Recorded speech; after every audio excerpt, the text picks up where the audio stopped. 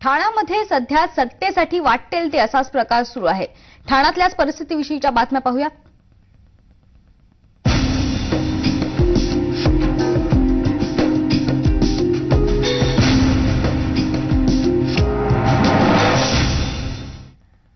ठाण्याच्या भाजपच्या बेपत्ता नगरसेविका सुहासिनी लोखंडे या आघाडीच्या गोटात सामील झाल्याची शक्यता वर्तवली जाते। युतीचे 80% नगरसेवक आपल्या संपर्कात असल्याच्या जितेंद्र आव्हाड यांच्या वक्तव्यामुळे संशयाला बळ मिळाले। ठाण्यात सुरू असलेल्या राजकीय धुळवडीमुळे ठाणेकर मात्र वैतागलेले आहेत। ठाण्याचा बिहार झालाय का अशी भावना ते व्यक्त करतायत। मात्र राजकारण्यांच्या अशा वागण्यामुळे लोकशाहीचे धिंडवडे निघतायत। असल्या किळसवाणा राजकारणामुळे सामान्य नागरिकांचा नेत्यांवरील विश्वास डळमळीत होत चाललेला आहे। राजकारणात मशगूल असणाऱ्या नेत्यांच्या मुजोरीमुळे ठाणेकरांच्या हालअपेष्टा कायम आहेत। सामान्य नागरिकांना अशा राजकारणामुळे मूलभूत सुविधा मिळणार तरी कधी असा सवाल आता उपस्थित होतोय।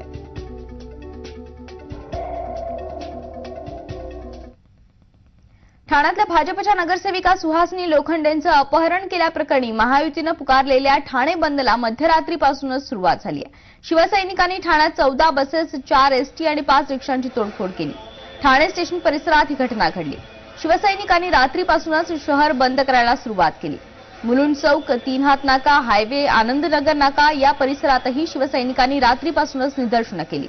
तर बी टाउन केबिन परिसरात टायर्सही जाळण्यात आले। तर बंद काळामध्ये झालेलं नुकसान संपकरांकडून वसूल करणार असल्याचं ठाण्याच्या आयुक्तांनी म्हटलंय।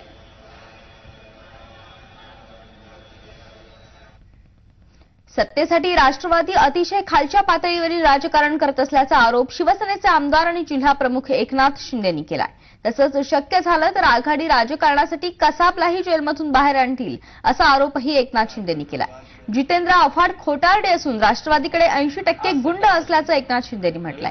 भाजप नगरसेविका सुहासिनी लोखंडेंच्या अपहरणाप्रकरणी उद्या महायुतीतर्फे महामोर्चाचं आयोजन करण्यात आलंय। सगळी तोडफोड करायची, अपहरणासारखे गुन्हे करायचे, नगरसेवकांना पळवून न्यायचं, त्यांच्या जीवाशी खेळायचं आणि सत्ता मिळवायची अशा प्रकारचा प्रयत्न राष्ट्रवादीच्या लोकांकडून होतोय। आणि मी तर म्हणेन उद्या कसाबला देखील जेलमधून बाहेर आणतील सत्ता मिळवण्यासाठी। असं जरी केलं तरी आश्चर्य वाटणार नाही। या ठिकाणी सत्तेचा पूर्णपणे दुरुपयोग, सत्तेचा गैरवापर, अगदी खालच्या पातळीवरचं घाणेरडं राजकारण या ठाण्यात होतंय। निवडणुकीमध्ये फक्त सत्ता मिळवण्यासाठी काँग्रेस आणि राष्ट्रवादीने आघाडी केली तरी सुद्धा आघाडी करून देखील दोन्ही पक्षाचे मिळून 52 नगरसेवक फक्त आलेत आणि एकट्या शिवसेनेचे 53 नगरसेवक निवडून या ठिकाणी आलेत। आणि या युतीला बहुमताचा आकडा गाठण्याची संधी या ठाणेकरांनी दिली आहे। सत्ता मिळवण्यासाठी ही सगळी मंडळी गुन्हेगार आणि गुंडांचं सहकार्य घेऊन यांच्या हत्या घडवण्यास देखील मागे पुढे पाहणार नाहीत। त्यामुळे त्यांचा तपास त्वरित लावला पाहिजे, त्यांचं जीविताचं रक्षण केलं पाहिजे। त्याचबरोबर या सगळ्या ज्या पाठीशी जे कोणी मंडळी आहेत त्यांच्यावर कारवाई केली पाहिजे, त्यांना अटक केली पाहिजे। आणि जर ही कारवाई जर केली नाही तर उद्या महायुतीचा महामोर्चा या ठिकाणी असेल आणि यानंतर अनेक आंदोलनं होतील, ते अतिशय तीव्र असतील आणि मग त्याची सगळी जबाबदारी सरकारवर असेल, राज्य सरकारवर असेल, पोलिसांवर असेल। महायुतीच्या ठाणे बंदमुळे सर्वसामान्यांना मात्र हाल सोसावे लागले। त्यामुळे युतीच्या नेत्यांनी ठाणेकरांची जाहीर माफी मागावी अशी मागणी राष्ट्रवादी काँग्रेसचे आमदार जितेंद्र आव्हाड यांनी केली आहे। युतीतल्या अंतर्गत भांडणाचा भुर्दंड लोकांनी का सहन करावा असा सवालही त्यांनी उपस्थित केला। या बंद प्रकरणी ठाणे पोलिसांनी बंदची हाक घेणाऱ्या युतीच्या नेत्यांवर गुन्हा दाखल करण्याची मागणीही त्यांनी केली आहे। शिवाय भाजपच्या नगरसेविका सुहासिनी लोखंडे बेपत्ता प्रकरणी भाजपने राष्ट्रवादीवर केलेले आरोप खोटे असल्याचं त्यांनी म्हटलं। तसंच युतीकडून जातीय राजकारण होत असल्याचा आरोपही त्यांनी केला।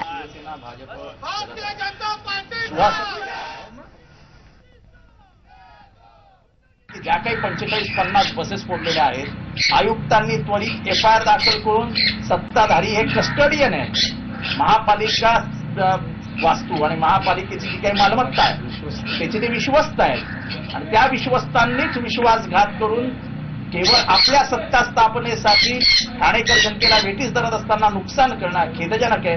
बंद केलेला असताना त्याच्यात झालेली तोडफोडीचा त्वरित त्याच्यातनं तुम्ही त्यांचे भरपाई करून घेणं हा देखील कोर्टाचा निर्णय आहे। त्या दोघांची त्वरित अंमलबजावणी करावी, ठाणेकर जनतेची प्रथमतः माफी मागावी अशी आम्ही जाहीर मागणी करतो।